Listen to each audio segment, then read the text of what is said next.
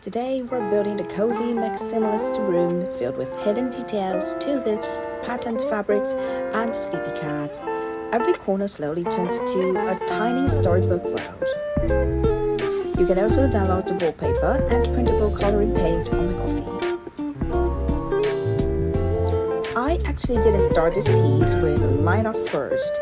Usually there's some kind of structure underneath, but this time I just immediately started throwing color down because the very first thing I could see in my head was the giant bouquet of tulips. And I wanted them packed together really tightly, like almost overflowing, very juicy, very dense, very alive. So at the beginning, it's really just the large, soft color blocks. Pink, lilac, warm white, little hints of purple. I just mostly chasing atmosphere first, instead of details. Even the vase was basically unresolved at this point. I knew something needed to sit underneath the flowers, but I had no idea what the final design would become yet. That's something I really like doing sometimes. So I let parts of the paint stay unknown while the world slowly built itself around them. Once the tulips existed, the room slowly started appearing around them. I imagined this as a very comfortable indoor corner, like a warm, rainy afternoon where someone's just staying inside with tea, fabrics, books, plants, and a sleeping cat. The perspective is actually from the owner's point of view. You can see her legs stretched out toward the table, and there's this feeling of sinking into the room and just quietly existing inside it. Then I started adding larger environmental shapes first: the sofa, the dark patterned curtains, the plants near the window, the lace lamp, the little teacup, the small jewelry dish. At this stage, almost everything is still simplified into big color areas. I wasn't room finding yet. I was just trying to make the room feel inhabited. And I think that's important because sometimes details only work when the atmosphere already exists first. One thing I kept thinking while painting this was that every object in someone's home says something about them. So I wanted patterns everywhere, not just in the flowers. The curtains needed patterns, the fabrics needed patterns, the pillow needed embroidery, and the cat's clothes needs decorative stitching. Even if the real flowers only exist in the tulip bouquet, floral motifs appear all over the room in different forms.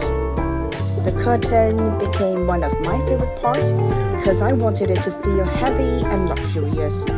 So I used deep greens and purples and layered floral shapes all across that fabric. It almost feels theatrical, like the room itself is wrapped in thick decorative textiles. Then for the lace lamp, I switched to much thinner brush lines. I wanted the texture to feel delicate and fragile compared to the weight of the curtains. And that contrast makes the room feel richer. Heavy fabrics, thin lace, soft fur, glossy ceramics. Rain outside the window. All these textures start talking to each other. And then there's the cat. I really love the idea that the owner of this house clearly has very strong taste. Everything is decorative and intentional. So I thought this cat probably wouldn't be wearing something plain. I'd imagine him like this tiny spoiled prince. So I painted this blue outfit with gold birds and cloud embroidery inspired by traditional Chinese textiles.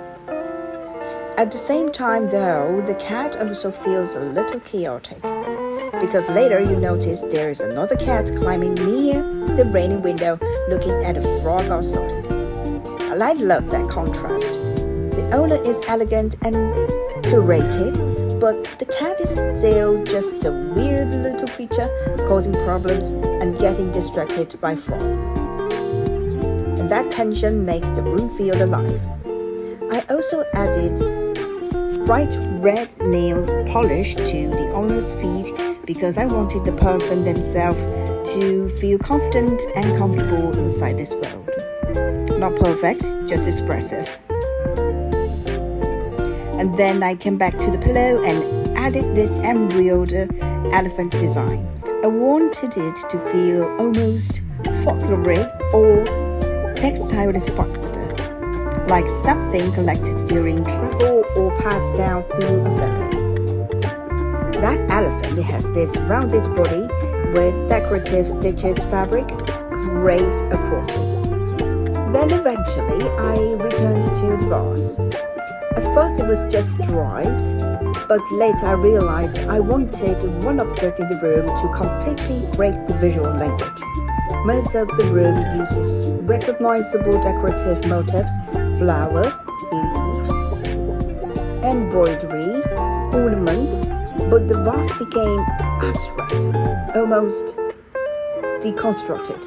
So I painted these strange, expressive facial features across it.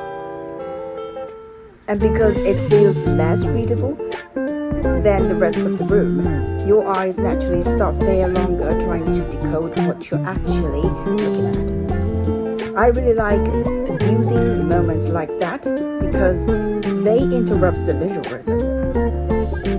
Toward the end, I started adding even more tiny decorative elements, little hanging ornaments, birds, rabbits, small playful shapes near the lamp. I wanted them to symbolize the owner's more childlike and dreamy side. By the final stage, the room becomes this layered coalition of elegance, coziness, maximalism, storytelling, and tiny discoveries. There are flowers everywhere, but also fabrics, jewelries, animals, rain, tea, tiny visual interruptions. I wanted it to feel like a room you could keep exploring forever. Like every time your eyes move somewhere new, there's another hidden detail waiting there.